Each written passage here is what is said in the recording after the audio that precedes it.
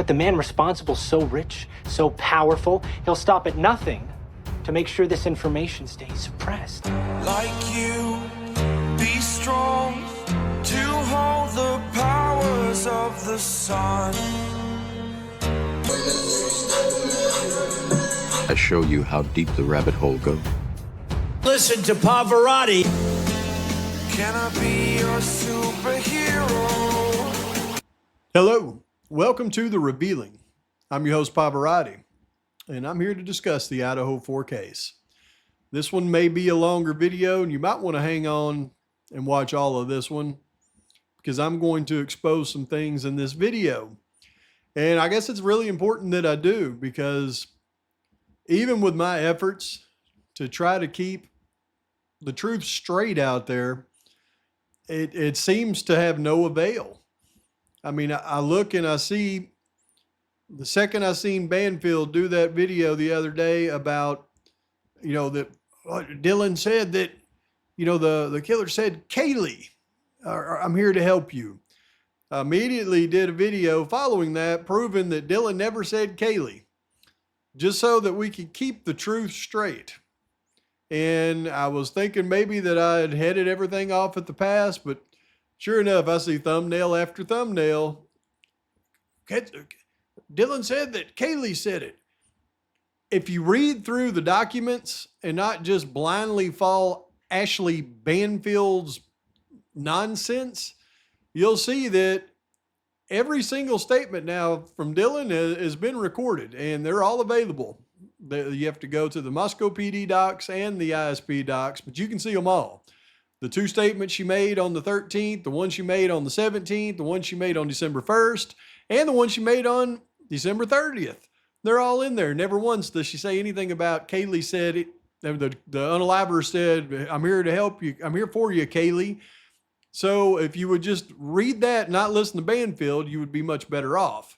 The only document that says that he said, I'm here for you, Kaylee, was a report by an officer, not taking a statement from Dylan, just rewriting the narrative, because they have to do that on certain documents just to keep everything straight.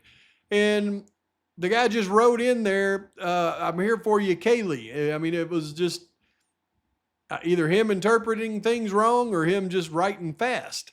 Either way, it wasn't a statement from Dylan. And if you read the documents and you understood the situation, you would know that can't be the case, but they just blindly follow this blind leading the blind. So the impact that I think we can have on this thing is, I realize it's going to be minimal at best, just simply because people don't look at the truth and they continue to spew untruths and confuse the masses.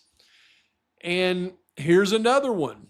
Thank goodness that video came out, and I applaud those people that actually put out the video of 1112 without the, statesman's edits on it.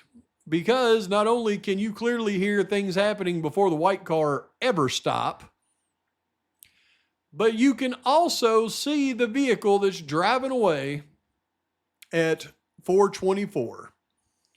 And here's where everybody gets sideways on this. I've told y'all for a long time who was in that vehicle. That's Farley.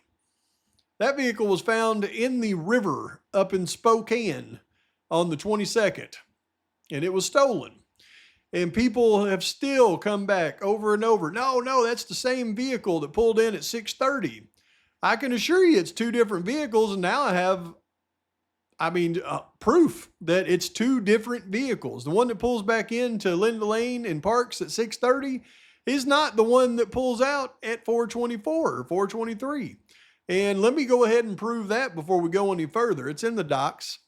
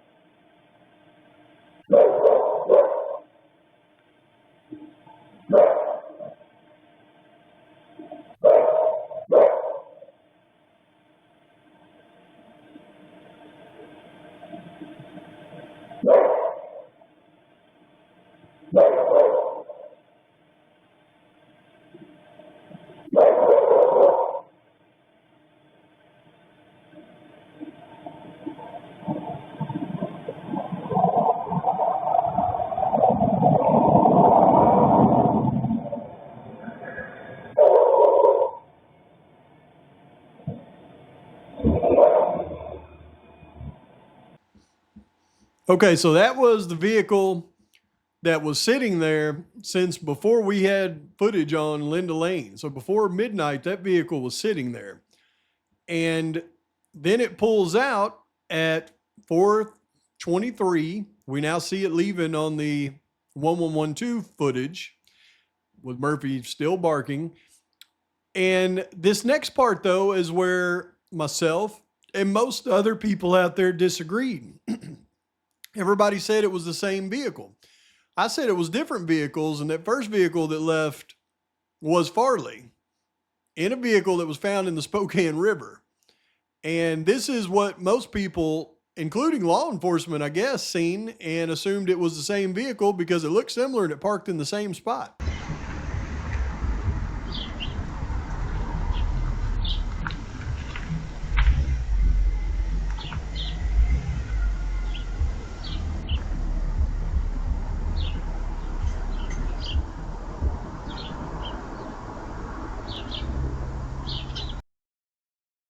And believe me, I've been through every one, logged every one of what the value of every document. Eventually, I'll go through and just show you what every document tells you. But this one right here, this was them running down tips. And this is how you know that they followed even all the crazy internet tips, like on the Davids, because this is another interview with Baracoa on December 5th. And just to show you, right here under this one, on December 5th, ISP detective, this is the time internet rumors are going about Baracoa. ISP detective Knudsen and I met with David Baracoa at his parents' residence in Boise, Idaho, related the following. He was the designated driver for Sigma Chi fraternity members the weekend of November 12, 2022. Designated driver duties are assigned on a weekly basis to freshman members. David was the only designated driver for the fraternity that day. David was driving his black Nissan Xterra. So this was Baracoa. He was the only one driving that night. And I noticed somebody said, well, Dylan and somebody else walked home.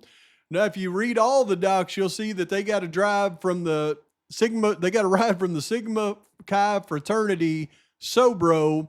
And since Baracoa was the only Sobro driving that night, they got to ride home from Baracoa.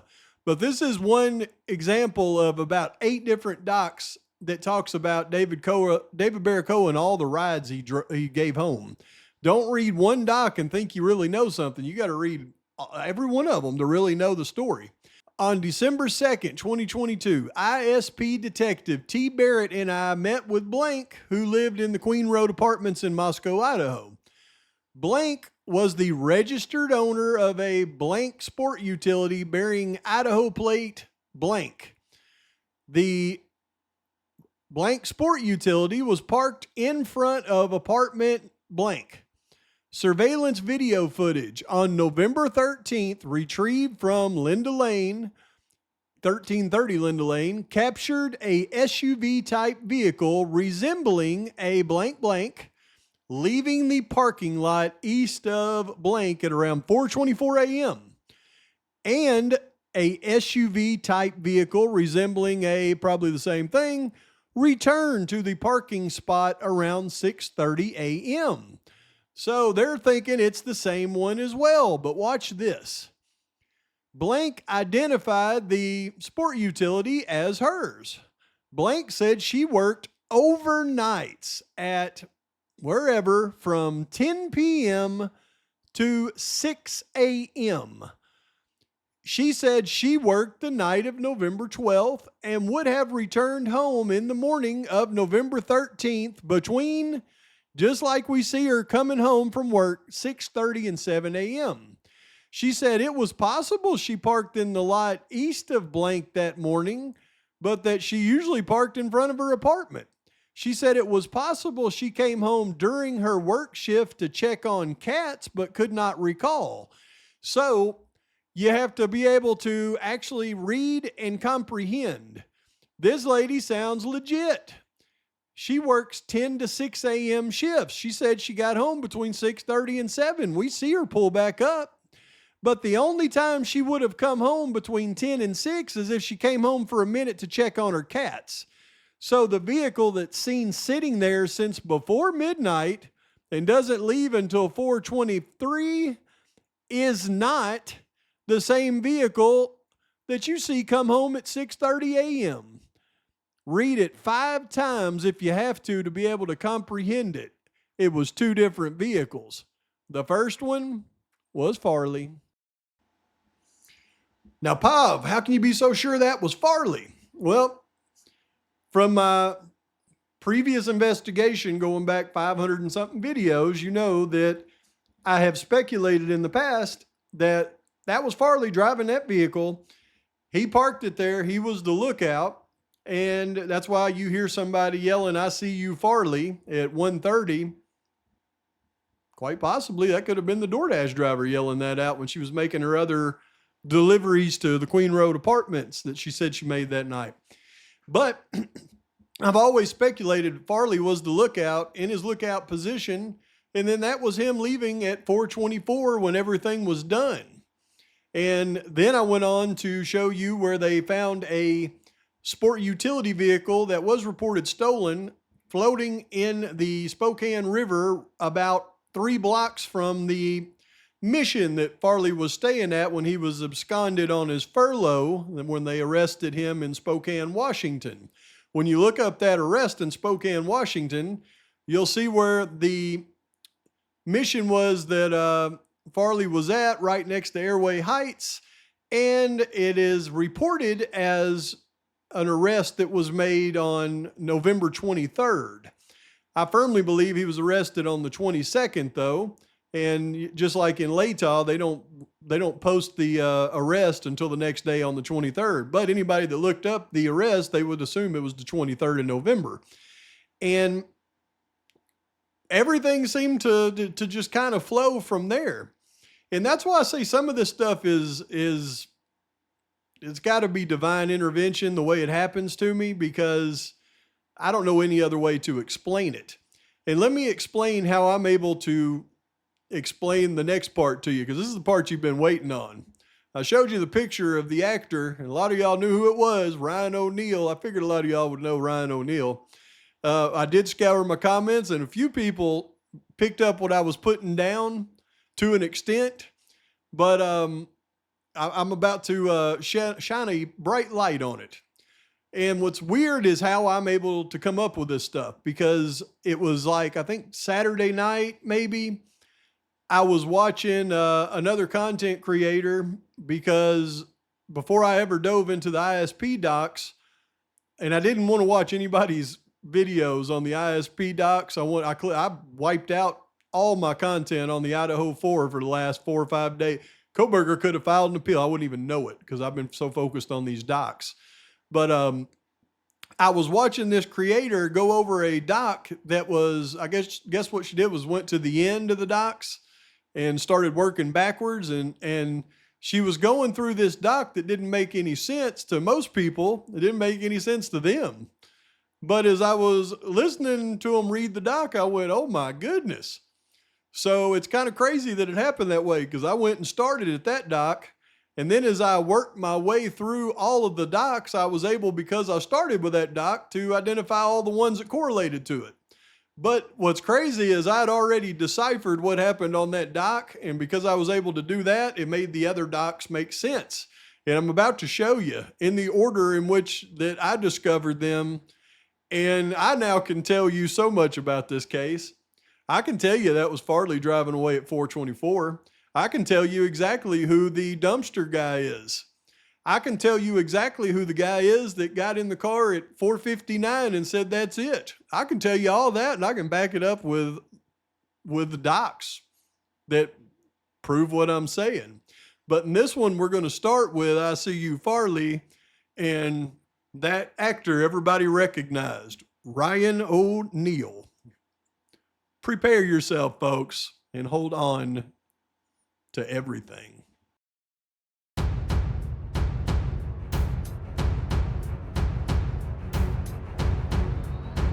Okay, this is doc number 544, and you have to know everything around this subject to even be able to decipher what the heck this is, right?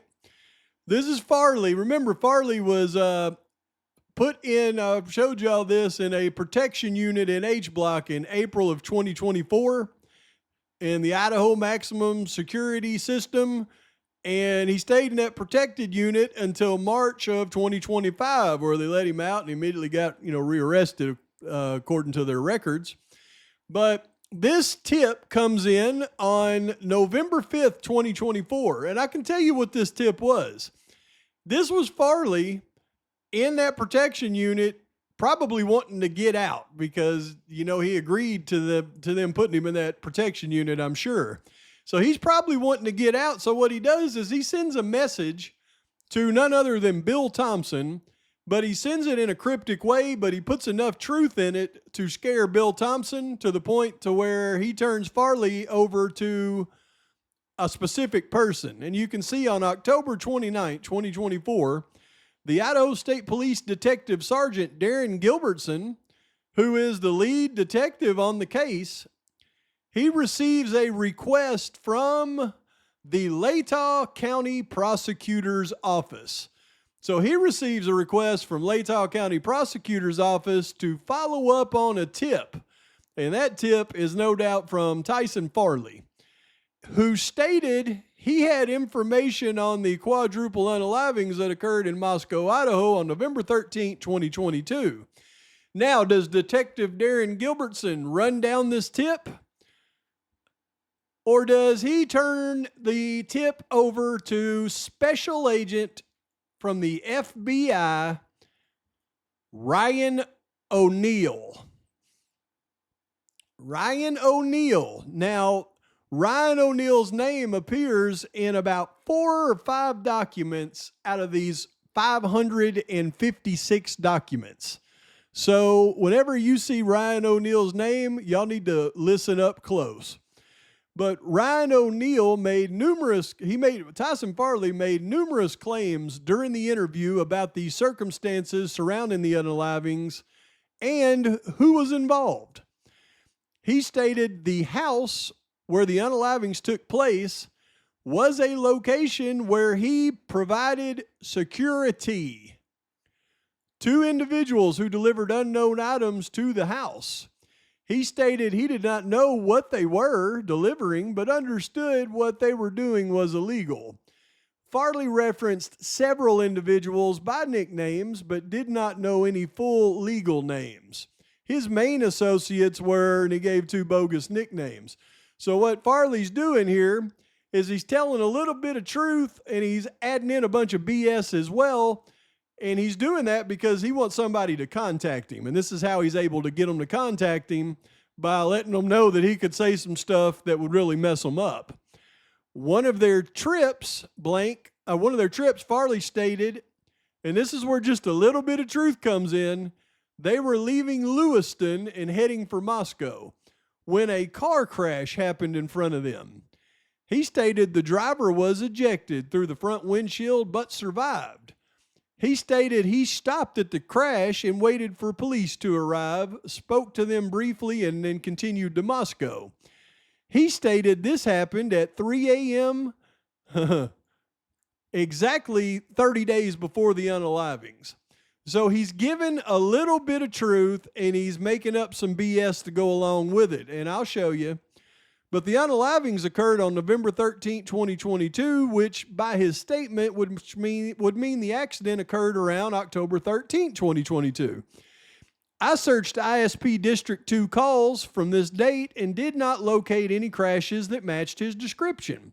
I then contacted the Nez Perce County Sheriff's Department and requested they check to see if the Sheriff Department or Lewiston Police Department responded to any crashes on this date which matched his description.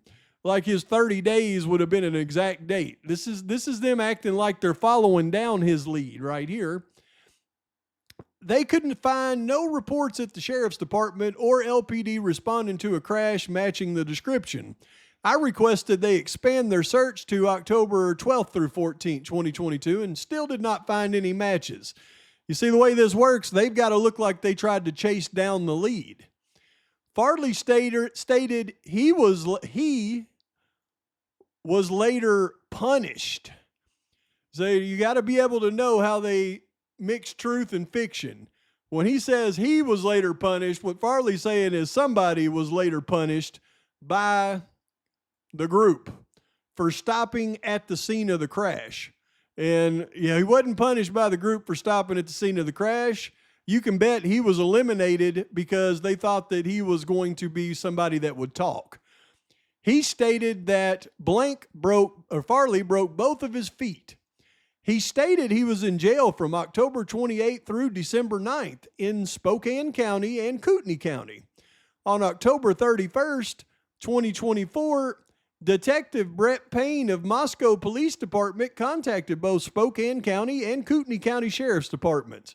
And this is how it lets us know who Farley is, that it is Farley, and what's really going on with it. Spokane County stated that Farley was arrested in Airway Heights, Washington, on November 23rd, 2022. And as soon as I seen Airway Heights, Washington on November 23rd, 2022, well, I knew that we had Farley right here, because who else would have been involved in this, talking about he was providing security to the house and was arrested in Airway Heights, Spokane on November 23rd. Give me a break. He was then transferred to Kootenai County for a warrant. Yeah, I bet he was transferred to Kootenai County before they brought him back to Latah County on that warrant. Neither detention center had any records of Farley having broken feet. Yeah, because he wasn't talking about himself. Additionally, the dates of his incarceration do not match what he stated in the interview. That's how they're able to close the lead out. But here's where it really lets us in on what happened here. It did not match what he stated in his interview with Special Agent Oneil. You see, Gilbertson never interviewed him. Once Thompson got this, he sent it to Gilbertson. Gilbertson sent it straight to Ryan Oneil. Ryan Oneil took this statement. It may have been Ryan Oneil that changed some of this. But his interview, it didn't match statements he made in his interview with Special Agent Oneil. On October 31st, 2024, I followed up with Special Agent Oneil. Now, why would they get Special Agent from the FBI Oneil to follow up on a tip from an inmate in their investigation? Why wouldn't they just follow up on it? But I followed up with Special Agent Oneil about the interview he conducted with Farley. Special Agent Oneil stated that he had a long history with Farley and that he used to work as an informant for him. So Farley wasn't just the little Latah County informant for Thompson. Farley was an informant for Special Agent Oneil of the FBI, which we will talk more about in a minute. Now, Oneil stated he eventually fired Farley as an informant because he was a pathological liar. Special Agent Oneil stated he continually sought out law enforcement to try to help himself out when he got into trouble, but he never had a credible or reliable information. Yeah, he's the reason that y'all bogged up the whole freaking IGG thing, guy. Special Agent Oneil stated during the recent interview with Farley he did not find him credible and did not believe anything that he had said in the interview. That's how they close the lead out. That's how Farley gets a message to his handler, Special Agent Oneil. And my notes on this before I ever went into any other docs, which is crazy, is this is truly a bombshell, as this one is proof that Farley was an FBI informant. Thompson knew what Farley was doing with this, so he had his handler do the interview. Special Agent Oneil wrote the statement knowing that he needed to call it not credible. This is Farley getting a message secretly to likely Thompson and Oneil that he needed something, or he wanted to get out of the jail that they were keeping him in. And now Farley rearranged the dates and circumstances enough to hide them, but not enough to make them nervous about what he was saying. So to separate fiction from fact, someone was working security the night of the atrocity. Someone was punished for something due to it.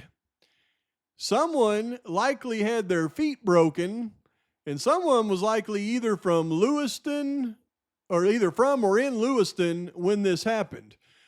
By knowing all of this and then diving through the docs to find what matched this was absolutely insane. But first, let's talk about Special Agent Oneil. So this is how this stuff works, folks.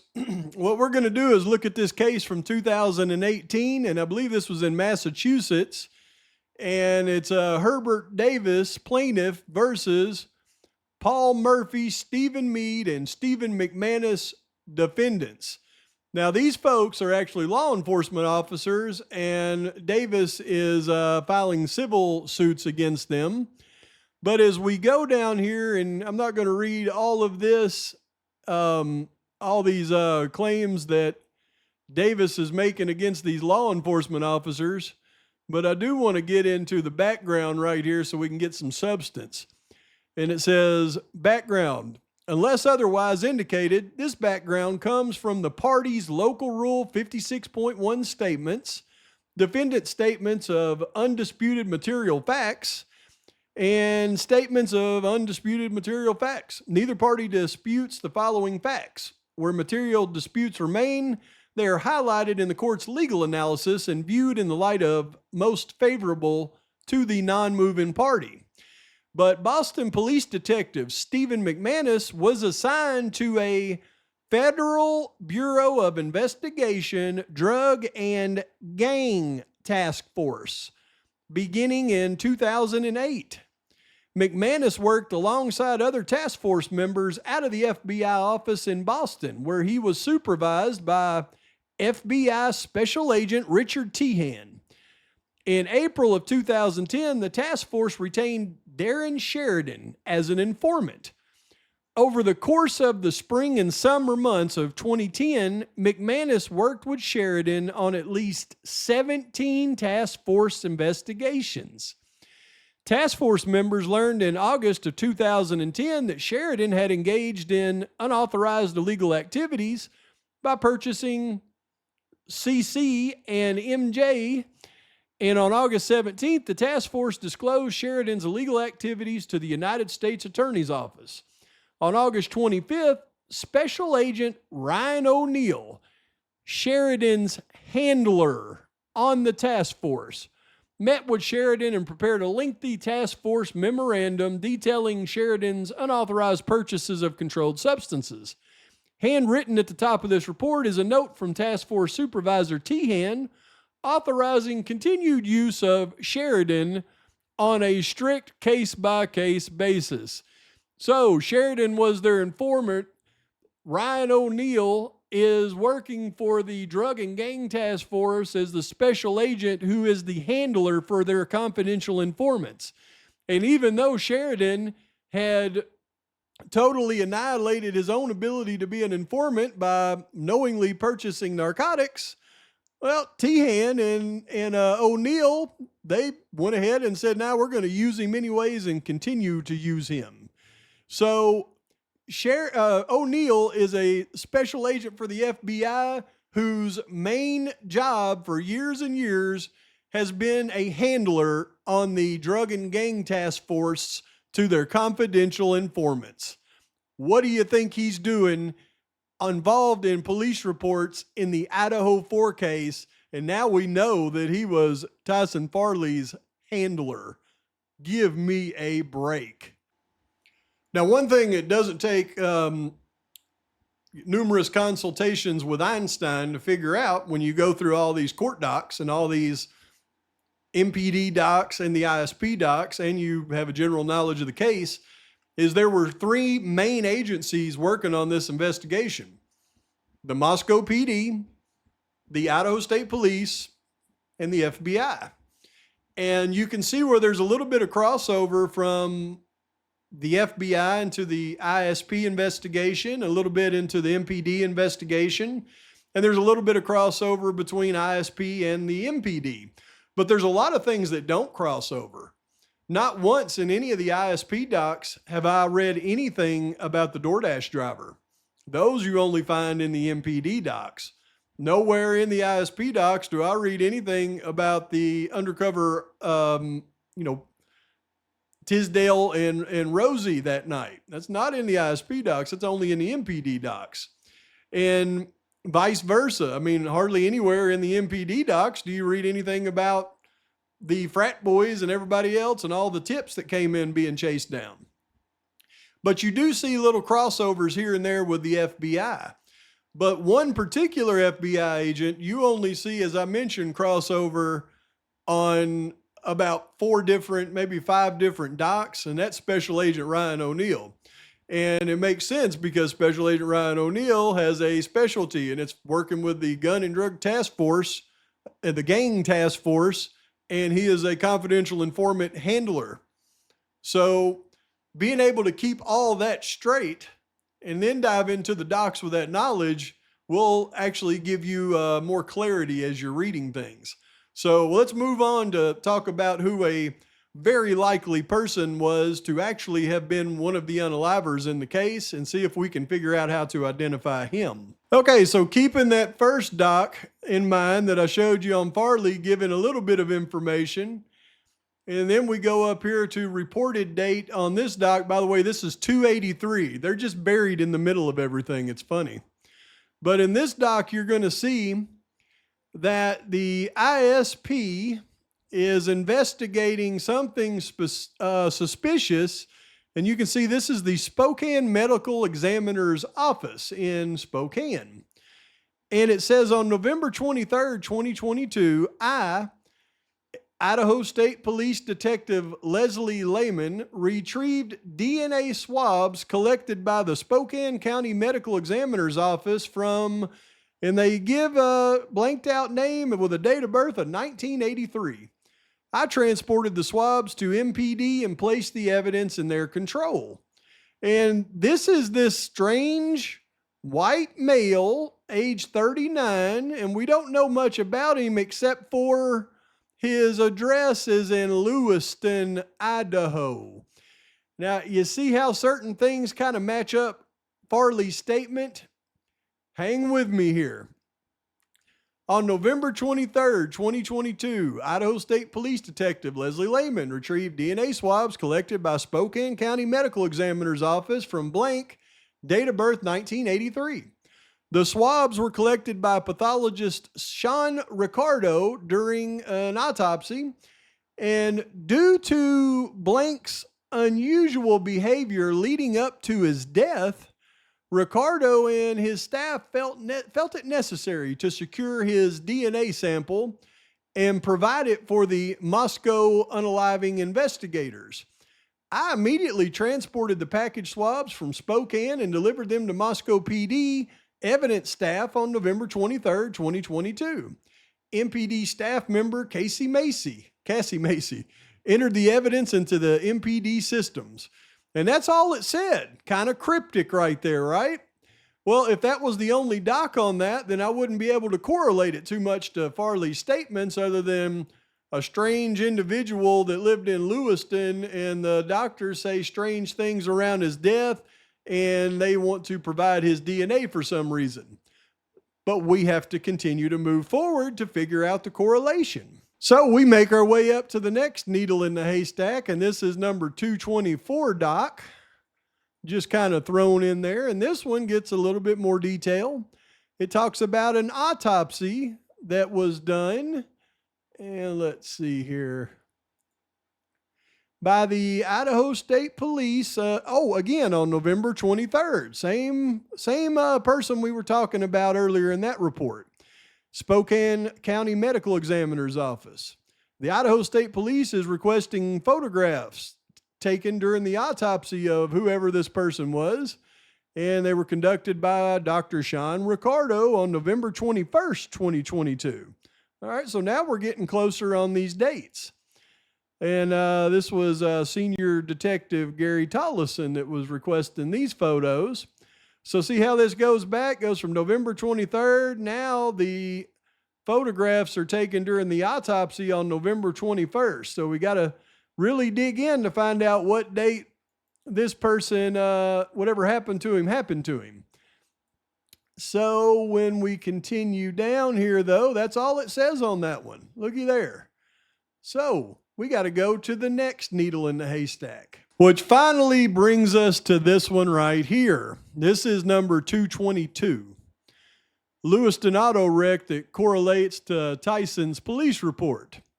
And you can see reported 11/21. And as we go through this, we know it is the same lead. On Monday, November 21st, 2022, the FBI received an anonymous call about an unnamed person being brought into the hospital in Lewiston, Idaho. Anonymous call, huh? And later flown to Spokane, Washington, to the probably hospital. But Idaho State Police Senior Detective Gary Tollison assisted in finding out who this unnamed person was. And then they identified him as the 39-year-old, born in 1983, has a Lewiston, Idaho address. On Monday, November 21st, 2022, the FBI received an anonymous call about an unnamed person brought into the hospital in Lewiston and flown to Spokane. This is just repeating it.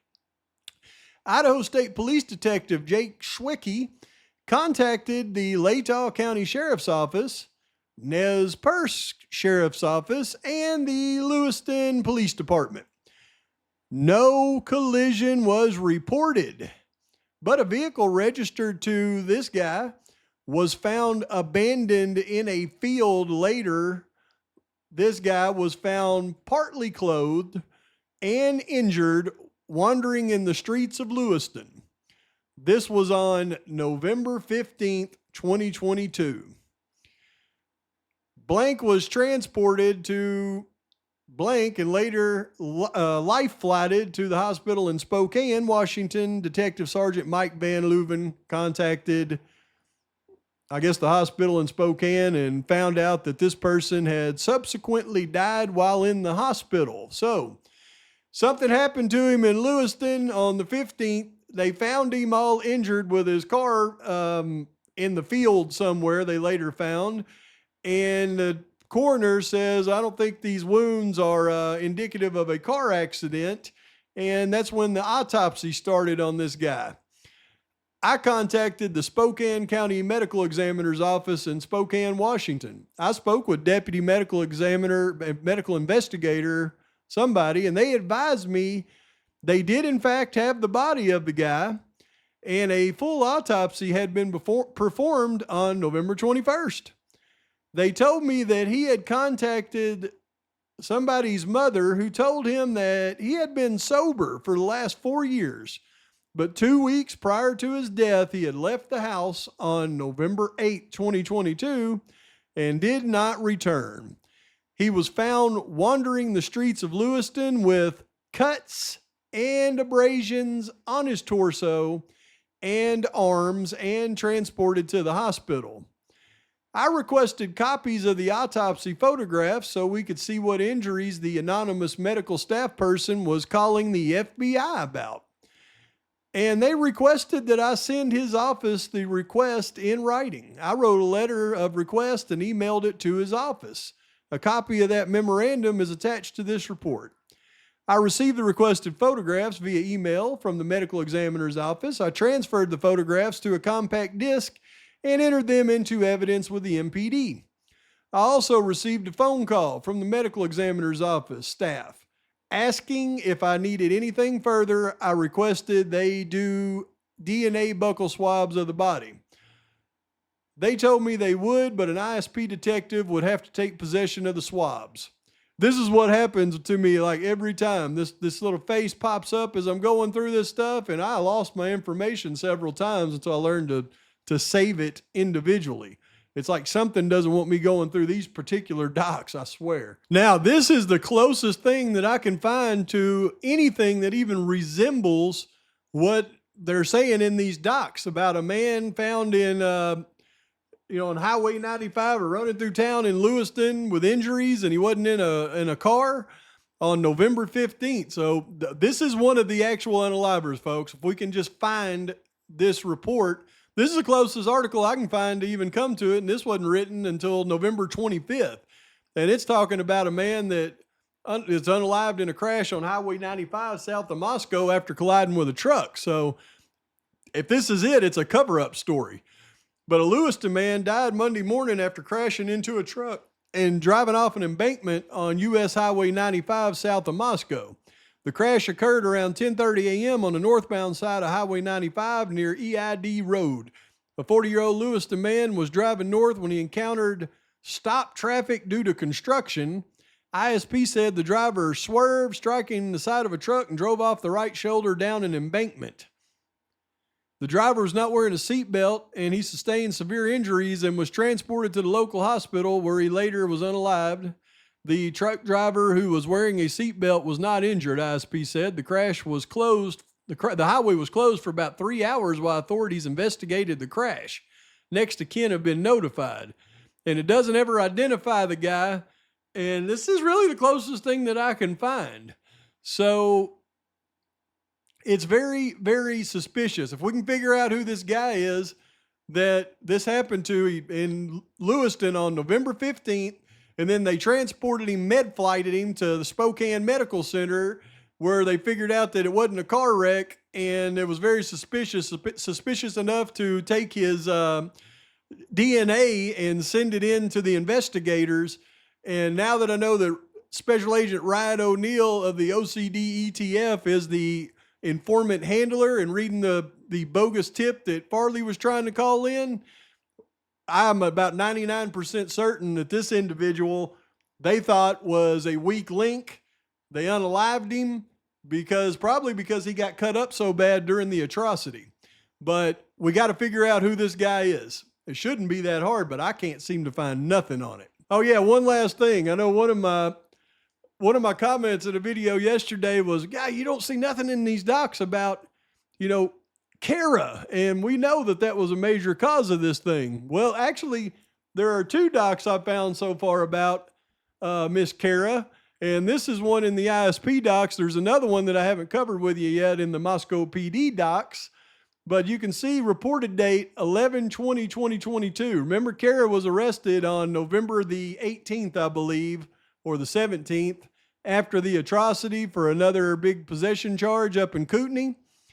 And you can see on November 20th, 2022, Idaho State Police Detective Timothy Snell and ISP Sergeant Jess Stinnett conducted an interview of Cara Kernodle, date of birth 1979, at the Kootenai County Jail.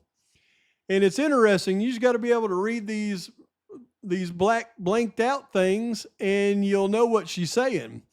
But she said, Jeff Stinnett conducted an interview of Cara at the Kootenai County Jail, and I was advised Cara had been recently arrested on her charges due to having a bunch of drugs. I was advised by Cara during her whatever had made statements regarding the unalivings of Xana and I guess this is probably Ethan maybe. Upon arrival, Cara was blank with Sergeant Stinnett. Upon explaining why we were there, Cara began speaking prior to being able to activate the audio recording device, I bet. But Cara explained her blank made statements to her that Xana Kernodle's death better not be due to her working with law enforcement. You can bet that's what it said. And last spoke with, somebody last spoke with Kernodle about a month ago. Oh, Cara last spoke with Xana about a month ago prior to the unalivings, where she attempted to coordinate having lunch with Xana. Cara said Xana ended up being too busy with classes and was not able to meet. Cara said she was unaware of anyone who would want to hurt Xana. Cara said, I have questioned her, inquiring if she had any blank and if Xana could have been unalived as a result of her stuff, or as a result of Cara's stuff. Cara told us that Xana has never been involved in drugs. And Cara said somebody hated Xana and stated we should look at her. For full details of interview, refer to the audio recording. So she's saying some girl hated Xana, we should look at her. But she's saying this death better not be due to Xana working with law enforcement. You can bet. Cara working with law enforcement, not Xana. In the next episode, I'll show you the other places that Ryan Oneil shows up, and that's on them basically connecting the student in Moscow to another youngster in Boise and figuring out how this thing actually went down. That'll be big. I do, however, have to go to a doctor's appointment tomorrow, so I won't have the next video out till Friday. But I left you a lot to decipher in this one. Please like and subscribe to the channel. Post your comments, your thoughts, your criticisms. Till next time, Pavarotti's out.